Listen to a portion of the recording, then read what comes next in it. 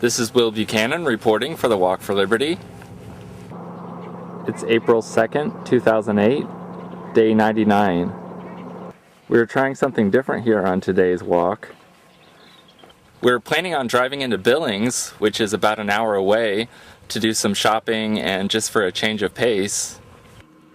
So we decided to start the first part of the walk early, before 6 a.m., and then break in the middle of the day to go to Billings, and then to do the second part of the walk after that.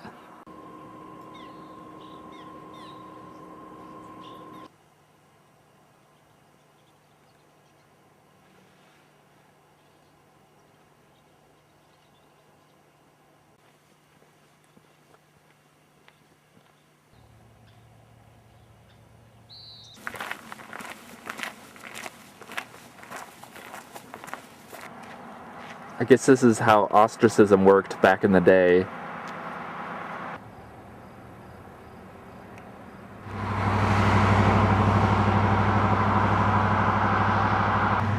Good. I guess I'm safe in this town.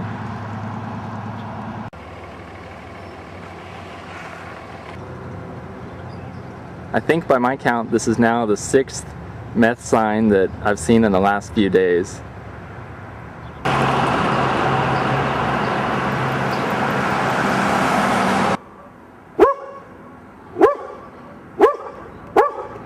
Yeah, that's true.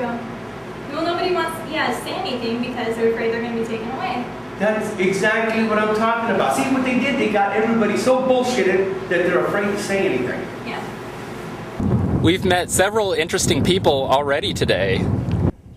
Not only the owner of the coffee shop hut that we had gone into, but also some people at the RV park we're staying at who seem to be pretty liberty-oriented and who we're going to be meeting with tonight. I'm about to stop walking for the time being though, since we're going to be heading into Billings, so I'll probably talk about them on this afternoon's walk. I'm now back from Billings on the abbreviated second part of today's walk. When Brooke and I went to that coffee shop this morning, we talked for a while with a guy who was apparently the owner. He struck me as a former hippie. So, needless to say, he was pretty down on government. However, he was a bit, shall I say, out there for my taste. My favorite of his ideas, and one which I had never heard before, is that the U.S. government has foreign troops stationed in 50-acre areas in the middle of national parks, surrounded by 10-foot-high wooden fences. His conversational style was very animated and somewhat sarcastic. When I asked him what he was doing about the problems, except for complaining to people, he didn't really have much of an answer, except to say that complaining was the most effective method of change. Although really, he had a pretty dim view of most people, and the possibility of them awaking to the evils around them. And as Brooke pointed out, he didn't even really want to listen to what we had to say, and about how we were moving to New Hampshire to effect change on a local and state level. He seemed to just be so excited to have people of a similar mindset to talk to that he wanted to spout out all of his ideas at once. After the conversation, Brooke asked me what I had hoped to get across to him during it. With him, I just wanted to get across the idea that there was a whole movement of people out there who think similarly about government to him, and to get out there and do something about the problems rather than just complain to people about them. But it was clear he wasn't really listening to anything either one of us was saying, and he would often even cut us off before we had gotten complete thoughts out. I really feel pretty sorry for people like him, who, although he probably wouldn't admit it, are effectively living in fear of the government and think there's absolutely no hope for changing anything for the better. I was even more disheartened when Brooke told me something that he had said while I was in a bathroom, that he was basically just waiting for a better afterlife and had more or less written off this life.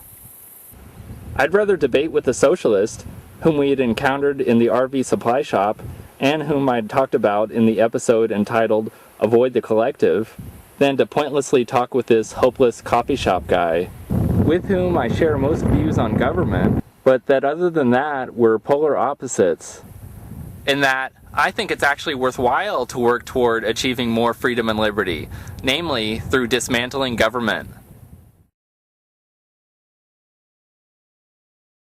I just reviewed the first part of today's tape and realized that I had inadvertently said today was April 2nd and not August 2nd. But it is day 99, which means tomorrow is day 100 on the Walk for Liberty, and plus I'm walking the 1,000th mile on the Walk for Liberty, so stay tuned. I ended up taking a day off and walked just over 12 miles today.